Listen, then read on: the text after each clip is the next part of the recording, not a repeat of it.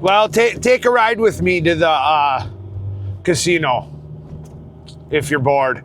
I'm going to put the camera forward so you guys can enjoy the road trip. I'll just give commentary about what I think about the game and other little things.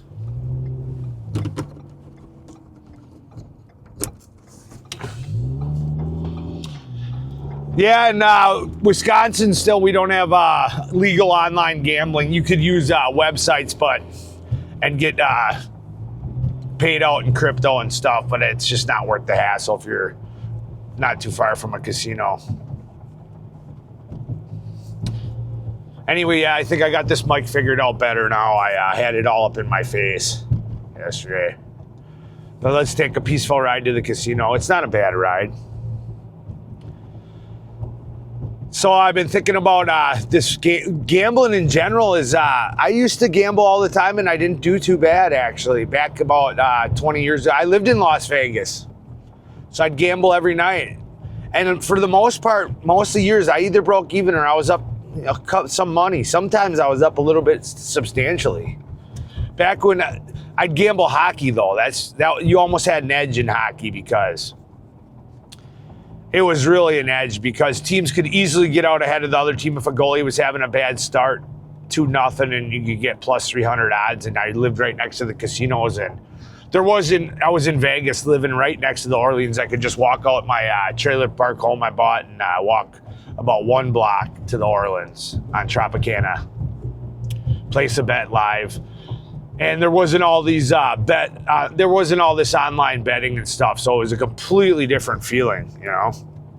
You felt like you had a chance, and you did. I remember I won big money on the Chicago Blackhawks when they won the Stanley Cup. Bet a lot of money on Wisconsin when they made it to the Final Four. We went on a really big run. I think we had 6 bets in a row we got there, and it was a fun time. But anyway, I don't even think this game's football. I'm not even convinced that it's a real game anymore. At a Super Bowl, it's such a political event. I don't know if you guys are watching it now. They have 2 Super Bowl shows. One that's going to be on regular TV, and then one, I don't know where you can find it, but Kid Rock's going to do a show politically to try to draw a crowd away from the halftime. It's become a spectacle is what it is. It's a spectacle. It's not even about the game anymore. I'll bet you this is probably one of the longest Super Bowls in history. They're going to make this thing go 5 hours or who knows how long, I'll bet you. But you can see the public betting. I look at the odds, you know, on how many people are betting on each side, and it looks like it's just a little bit more money for the spread is 4.5. So Seattle's got to cover 4.5 points, so they got to win by 5. And you get 4.5 points in your favor if you're with Patriots. I think in a real world setting that wasn't such a spectacle that could be stopped, started, slowed down by the refs and commercials, that the Seahawks would just run away with this one. But you start looking at the narratives and you got, is Sam Darnold going to see ghosts? Or are the Patriots defense going to show up and Drake May proved to everybody that he was the one that was supposed to be the MVP, and Mike Vrabel getting his championship ring? I am starting to tend to lean towards that as a narrative, honestly, just as it fits a good narrative. You got a lot of stuff going on, but I'm not even betting the game per se. I'm betting the narrative. Vrabel, that's a big narrative that he was with the Titans for so long, and then he never really got out of the gate. And he already in his, his first year or second year in New England, and he's already going to bring he's already brought the Patriots to a Super Bowl, and is he going to cash in and get that ring? Anyway, they're putting plus 200 on, you get 2-1 odds if you take the Patriots to win today. And I don't think they're as talented, but man, the only thing going here is it only takes a couple mistakes for Sam Darnold tonight, nervous, in a big game. And that's a narrative that's gone around for a long time, if you don't remember. And I really think, I don't see might look like a fool, because I'm going to post this here in a little bit. I might look like an absolute fool, and Seattle might come out and just drench the, I don't know, the Patriots, but I don't know. I mean, Drake May's got legs. He can run. He's a two-way quarterback. He might not be the fastest quarterback, but he's not afraid to stick his neck out and run. Couple turnovers in this game could swing in Patriots' favor. And you're getting 2-1, so we're driving to the casino together right now. And I think I'm going to put $100 on to win 200, I think, just for fun. It's not a lot of money. It's enough to just have fun. And honestly, you know what I love about a bet like that? Instead of getting all serious and going crazy and betting the farm, is if they just keep it a good game, you get your money's worth. You really do. Anyway, there's like, in Green Bay, there's 100 ways to get this. Look at I always love the churches. Look at the architecture on these churches, you know? These old churches, I always love these architecture. They're just beautiful. The amount of work and effort they put into those churches. There's a bunch of ways to go. In Green Bay, we got a bunch of back ways through the main roads. It's a really different type of city. One day I should really try to, I should really do a Green Bay thing because I don't think it's talked about enough what a nice city we got with the Green Bay Packers, and it's not very big and it's just community oriented. It used to be a lot more, but regardless, it's peaceful. We're getting a peaceful drive. It's not like I've lived in major cities, folks. Vegas had how many million people? 3-4 million? I don't remember how many Vegas had, but I know LA was 8 million at the time, or San Antonio had millions. It was the fastest growing city in the world when I got there. They called it the melting pot. Orlando I was in was huge. Charleston was, man, this is a really great field to have a lot of great stuff to do atmosphere. We don't have huge casinos, but we got casinos. You know, look at the size of our Sam's Club and Walmart. Like, we got all types of stuff, you know, like we have more water parks here than most major cities in this little town. We got a really diverse Spanish Mexican community with food and Asian food cuisine. Bars, bar none, we have more bars than anybody in the country. This is a great one here on the left, TNT. And we got the Oneida Tribe out here that runs the casinos, and they're great people. They got smoke shops if you're into that. We got some of the nicest pawn shops. They're not like you see on TV. They're beautiful. I mean, I'm just come up with stuff. We have some of the nicest colleges out here on the right. Out there is the buildings for NWTC. If you can see them on the camera, they start right there and they go all the way out. Campus wraps all the way around out there for some of the best technical college in the area, in the nation, I'm sure. I graduated from there with my automotive technology. But I don't think Green Bay gets enough play. It's a really nice city. We were top 3 in the country a couple times. And in some polls this year, we went number 1. Best place to live in the country. I don't know if it was with family or if they worded it, but I think it was just nicest place to live in the country. And I have no complaints about it. You know, if you just got to handle the cold once in a while, every year. But here, I don't think they're going to let me walk in with a camera or nothing here. Like, this ain't like Vegas where you get all these vloggers. You don't see people in here recording with an actual camera. Anyway, I like to park up here and just walk down in there if I can. You park right up here. Look at it. Get you a nice view and everything. Oh, man, that's tight. Man, look at how this guy parked. Look at how this asshole parked 2 spots. Look at him. He's better than everybody. Look at he's in 2 spots. Look at, man, people think they own the world, don't they? They think they run everything. Now I don't even get a nice camera view of I'll walk in with the camera and then shut it down right away. Man, have some respect for people. Everybody's coming here. Just because you got a Mercedes doesn't make you any better than anybody. Come on, let's be real, people. Maybe he thought nobody would be in that area. I don't know, but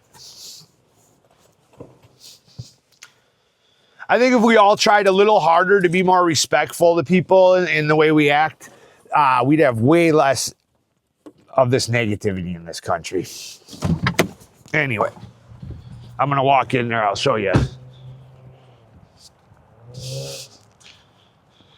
a really nice casino.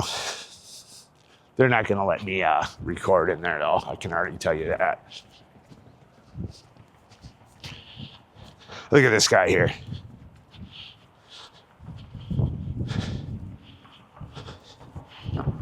Hey.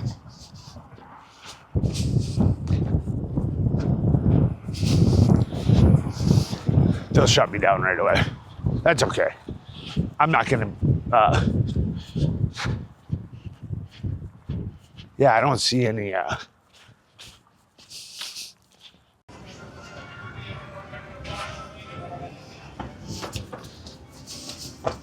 I'm certainly not supposed to be recording right now, but I don't even care. Well, I got my money on the Patriots. I figured hopefully they can just give them a game. A guy like me that's a gambler that's lived in Vegas and it's whatever and just trying to have fun. If you can get a 2-to-1 odds and you get an actual game out of it, the excitement alone is worth the money. So anyway, I'll drive you around the parking lot here and take you back the other way. They make it a game, I'm a winner. That's how I look at it. That's how losers look at it. You know? I'm not a full-time gambler or something. That's how losers look at something. Just give me a game. They give me a game, I'm cool with that, you know? Just give me a game. That's good enough for me. So that's all people want on the Super Bowl, really. I don't even think a lot of people get mad when they lose. They expect to lose on the Super Bowl. It's like, it's almost treated like a holiday in this country. It definitely used to be. I still think it is. There are lines on them machines in there. Anyway, nice casinos here in Green Bay. They're clean. The big one, we got a big one out by the airport. It has its own... It's nothing like you're going to see in Vegas or these other places, but I know it's got a bunch of cuisine. It's got a bunch of chefs, specialty restaurants, and buffet. I think it even has yet. It's got a nice hotel with a swimming pool. It's got, you know, everything you could want in a nice casino. It's not huge. It's not small. They got table games, and it's always packed, and you can meet somebody out there and have some fun. You're not far from some bars if you go from there to the bar. I know a lot of the workers there, and they're all really good people. Big drinkers, too. Still, you know, that's why I was talking about Green Bay. This is kind of like, since we're driving around, it's still got that small Americana feel. It still does. I don't think it's going to last long. In my last videos over there, I showed you what they're doing to the area around the Packers Stadium. It's all getting, I forgot the big word for it, gentrified. You know, it's all big, expensive housing that I know nobody that has a regular job in Green Bay is going to buy. Nobody here is buying $1 million condo. And I went by it one day, walked by, and I should have brought my camera, and it was, I don't know, it just seemed like a completely different type of class of people that I have never seen them out in public, but like hoity-toity, upper class. Almost wonder if a lot of them are rented out for people that just have enough money and love the Packers enough that they can have an extra condo right by the stadium. It's probably dang near empty. I hardly ever see people coming and going from them. And I go by them every day. So I don't know. Chili's now, they've had nothing but bad publicity in the news and stuff. I don't know how long they'll be around. Right over there on the right. I actually had a job interview there one time, a long time ago when I was in college, and a bunch of us idiots dyed our hair blonde before the interview. They didn't hire me, surprisingly. I'm a good server. I like to talk to people, and I'm pretty quick and witty, and I'd show people. I've worked server all over. Los Banditos up there on the right is really good. It says they're closed today. They must really love the Super Bowl. They're closed on the Super Bowl? Los Banditos has been around. It's a staple in the community. It's been around for a long time. I'm not going to guess how many years, but I would say at least minimum 50. I don't know how long, but probably more. They got this really special queso cheese dip, and they They used to have half-price margaritas, I believe it was Tuesday or Wednesday. But now it's gotten so bad in this economy that it's just like $20 pitchers or something. Don't quote me on the price. I haven't been there in a long time. They're expensive, but I can't say I've ever had a bad time going there on the right. Los Bandidos. Festival Foods, if you can see over the overpass, there was a community kind of type, I think it's from the area grocery store, and they're going on. I can't imagine they'll stay in business long with all the competition now with all these Hy-Vees we got, and we got this Woodman's I go to, and I've shown you before, and then you got right next to them is Walmart. I go in there sometimes because they got special taco dip and stuff. It's really expensive, but it's worth every dollar. And specialty cookies, I brought you along on a video. But other than that, every time I go in there, there's nobody left there. The liquor store is probably the only thing keeping them alive.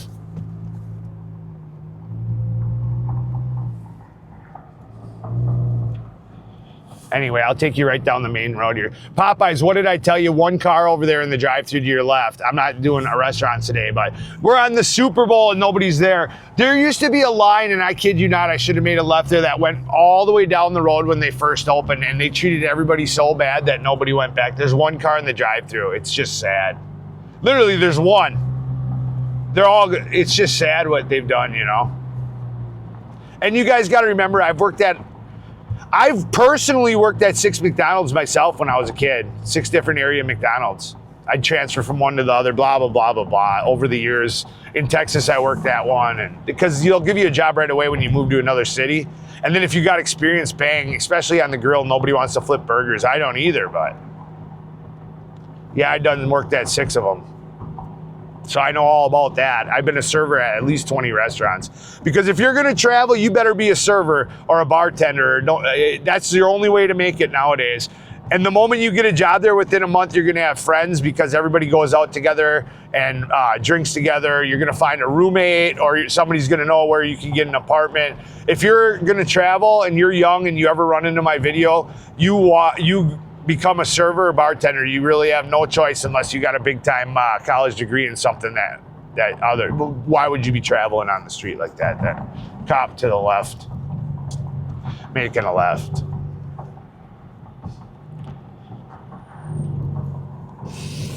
These holes in the ground, man, in this roads in Green Bay, you're swerving every time.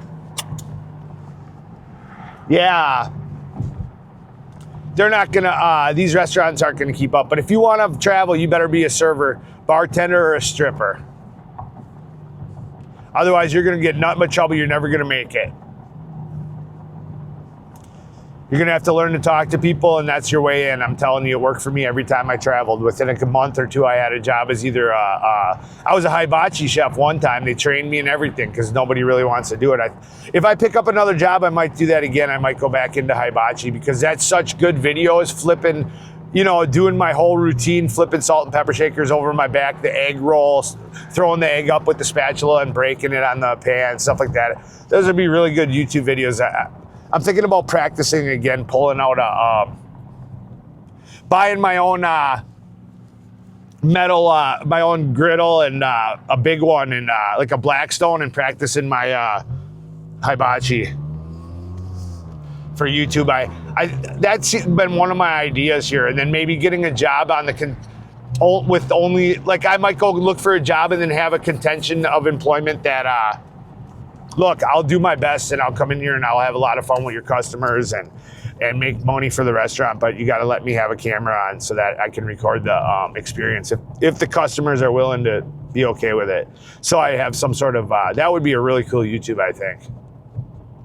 I'm sure other people do it. I haven't looked into it, but it seems like a really, it would really get the customer involved, and you'd have people that maybe seen your YouTube channel in the local area that would want to come and sit down and eat at the restaurant and enjoy your show and stuff, and you get better and better at it. It's a really tough job. I don't know if I've gone into this at any of my topics, but it's good for the end here.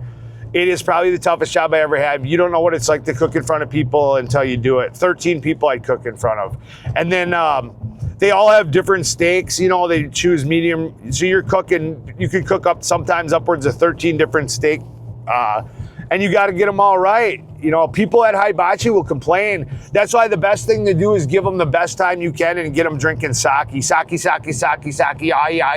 over and over and over all day. By the time I got to I'd only cook 5-6 tables because you're talking it's an hour a table if you got big parties, if you're that good, if you're good enough to, you work your way, you start with one table and like 1 or 2 a night, and then you're going to have problems. You're going to throw your salt and pepper shakers. You're going to hit sauce. You're going to get sauce on people. You're going to have problems. People are going to put you down.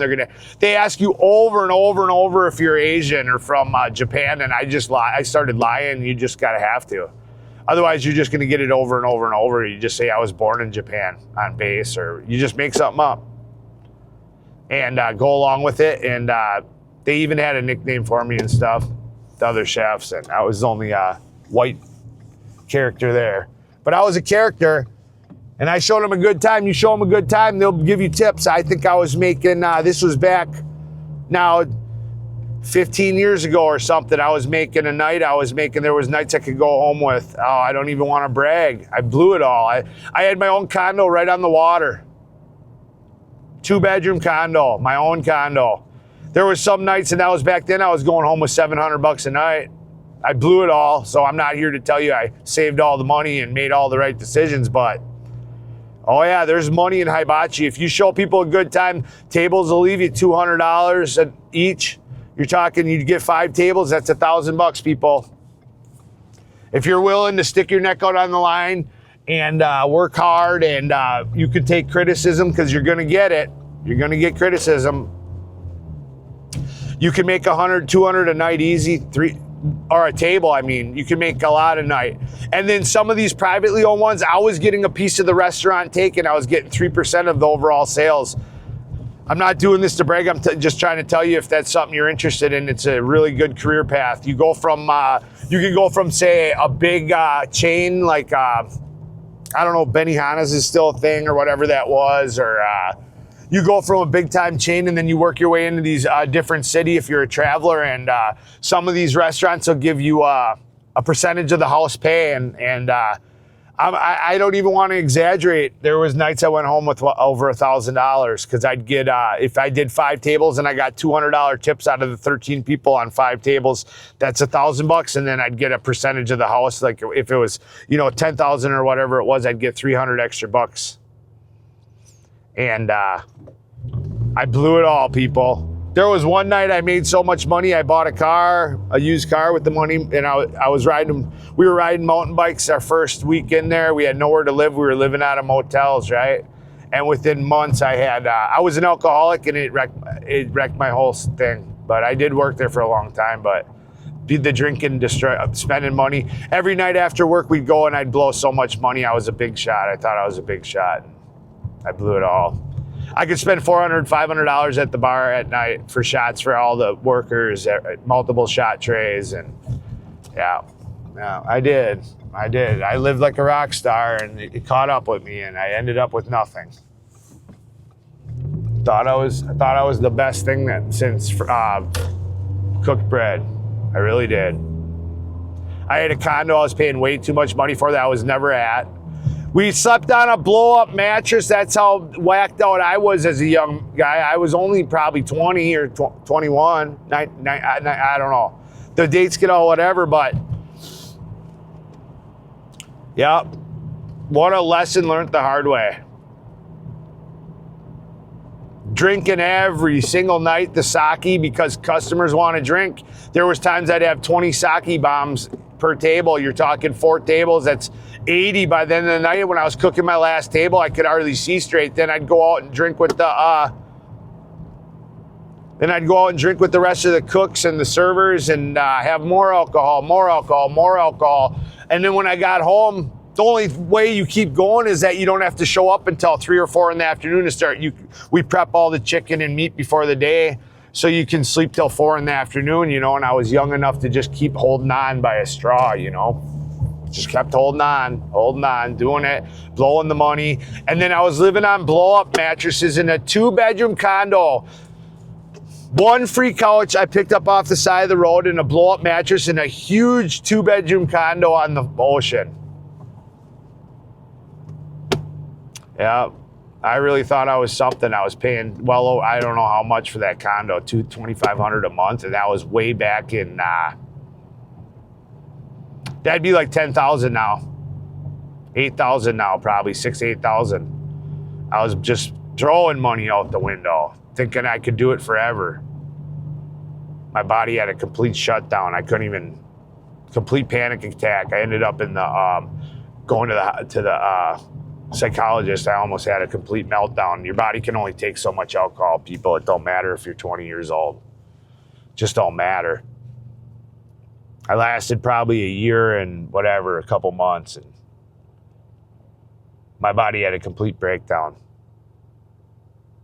Yep. It was horrible. I couldn't even get out of bed. I was dizzy. I just complete mental and physical breakdown. Took like a year and a half of drinking straight sake every night. Sake's not too bad. You get used to it. It's just rice wine. It's hot. Everybody ordered the apple. It's not that much alcohol in it. You could drink 50 of them. But then go home and sleep and take care of your body, or, you know. But it's almost a thing. They don't want you really working there if you're not going to drink with the customer. I know that they're going to tell you that's not how it is.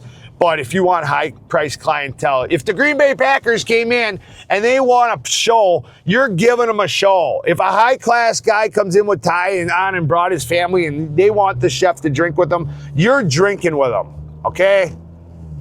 Or they're complaining they want a different cook, and that's just how it is. You know, they might tell you that you don't have to. You do. You want to make it a career, you're going to have to get used to drinking rice wine, sake, and singing, sake, sake, sake, sake, oi, oi, oi. Sake, sake, sake, sake, oi, oi, oi, all night long. And then you get so sick of saying, who wants to see an egg roll? And then rolling an egg. And who wants to see a Japanese firefighter? And you pull out the little guy that pees on the flames when you pull his pants down. But man, I was living like a king. If I would have took care of myself, knew what I knew now, and I could have turned it into a real profession. I bet you I could make, I was making $100,000 a year take home. I'll bet you. It's all cash money. I was just flooded with money. Flush with money. And I blew it all, folks. Blew it all. Didn't even have the nicest car or nothing. I was driving a Volkswagen minivan. I just didn't care about nothing but partying. I'd go to the strip club, and there was nights I spent so much money I could take a stripper home, and you name it. You name it, I did everything but make a wise decision with my money. Gambled it away, spent way too much on housing. I didn't even have roommates, and I was in a 2-bedroom condo on the water. The first one I saw, I said, here's the cash for the first month's rent, blah, blah, blah. I'm a superstar. Until I wasn't.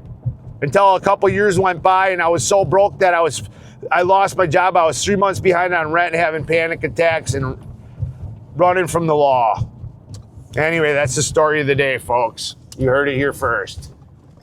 Go Patriots now.